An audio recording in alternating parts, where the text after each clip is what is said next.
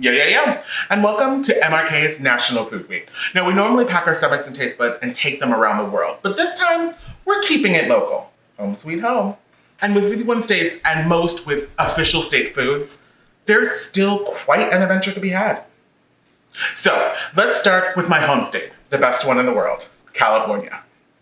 Welcome to my kitchen.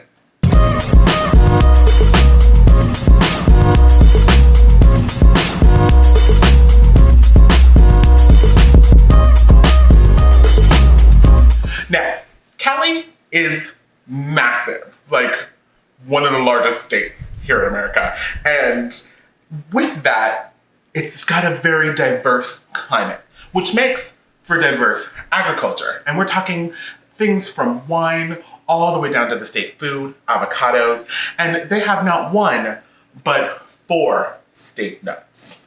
Me, Katy Perry, pistachios, almonds, walnuts, and pecans.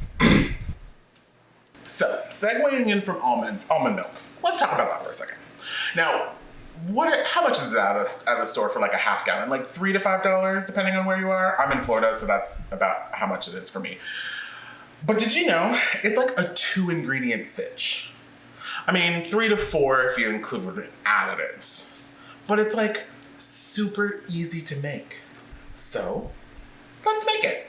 The first thing that you'll want to get is a nut milk bag. And this has a finer mesh than cheesecloth, and it's basically made specifically for this process. So hit up Amazon for one. They're not really that expensive. Now, I have 1 cup of almonds that I'm gonna cover with cold water.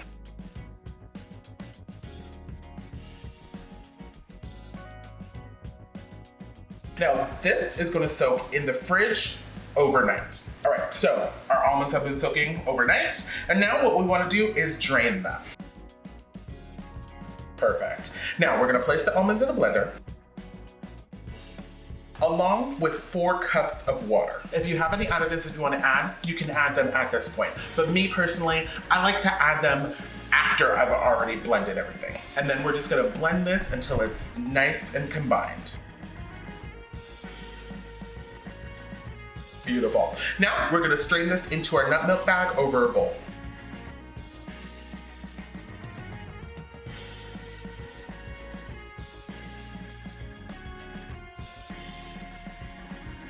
And then we're gonna squeeze out the excess liquid.